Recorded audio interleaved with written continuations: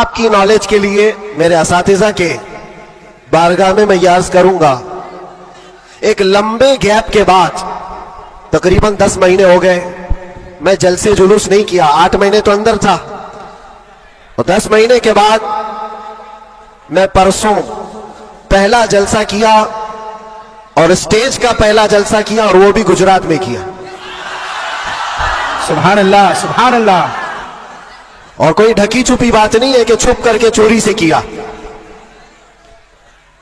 میرے عزیزوں، یہ میرے لیے اللہ تبارک و تعالیٰ کا انعام بھی ہے، اور تاریخی یہ سچائیاں ہیں۔ اسلام کو تم جہاں سے روکنا چاہتے ہو وہیں سے یہ پھیلتا بھی ہے۔ آج جا کر کے دیکھو، یورپ، امریکہ، سب سے کثرت سے وہاں پر اگر کوئی دین پھیل رہا ہے تو اسلام ہے۔ اس کی وجہ کیا ہے؟ اس کی وجہ بھی یہی ہے، اسلام کی فطرت میں قدرت نے وہ لچک دی ہے، جتنا ہی دباؤ گے اتنا ہی وہ ابھرے گا۔ سبحان اللہ سبحان میں اللہ۔ اللہ کی بارگاہ میں یہ دعا بھی کرتا تھا کہ ہمارے دینی کاموں پر کوئی فرق نہ پڑے۔ رب تبارک و تعالیٰ نے میرے لیے جو میدان کشادہ فرمایا، میں نے ابھی 3 دن پہلے کے جلسے میں، یہ بظاہر ویسے تو سب ڈرتے ہیں، ابھی علماء بھی اور خاص طور پر میرے اساتذہ سب اس بات سے تھوڑے بہت اپنے اندر سہمتے ہوئے مجھے لے کر کے، میری سیکیورٹی کو لے کر کے، لیکن میرے عزیزوں، جو بولنے کے لیے اللہ نے مجھے زبان امانت میں دیا ہے، وہ جان بچانے کے لیے نہیں، دین بچانے کے لیے۔ کیا بات ہے کیا بات ہے۔ سیدنا سرکار امام حسین رضی اللہ تعالیٰ عنہ کی بارگاہ میں بھی میں پچھلے سال ماہرہ مطہرہ میں تھا، عرس کے موقع پر، اور ہمارے چاہنے والے بہت سارے موجود، خصوصیت کے ساتھ مقرر شہیر سید امین صاحب مجھ سے کہہ رہے تھے، آپ کو لے کر کے ہم بہت زیادہ خوفزدہ رہتے ہیں، ڈرتے ہیں، بہت زیادہ ڈرتے ہیں کہ آپ کا ہونا بہت ضروری ہے قوم کے لیے، نوجوانوں کے لیے۔ اس وقت میں نے یہ بات عرض کی تھی، سیدنا سرکار امام حسین کا امت میں ہونا کتنا ضروری تھا،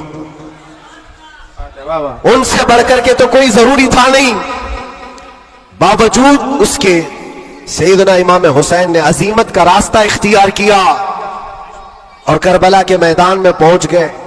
میں یہ بات یہاں پر چھیڑا اس لیے کہ میں نے 3 دن قبل یہ بات بھی کہی تھی، مجھے ٹانٹ مار کر کے، تانا مار کر کے کچھ لوگوں نے بار بار یہ پوچھا تھا، اندر بھی باہر بھی، کہ کیسا لگا اندر کا ماحول، واپس آؤ گے گجرات، دوبارہ آؤ گے گجرات؟ میں اس وقت یہ کہا تھا، ہم ان کی نسل میں ہیں جو کیسر و کسرا سے بھی نہیں ڈرتے۔ کیا بات ہے، واہ واہ واہ واہ۔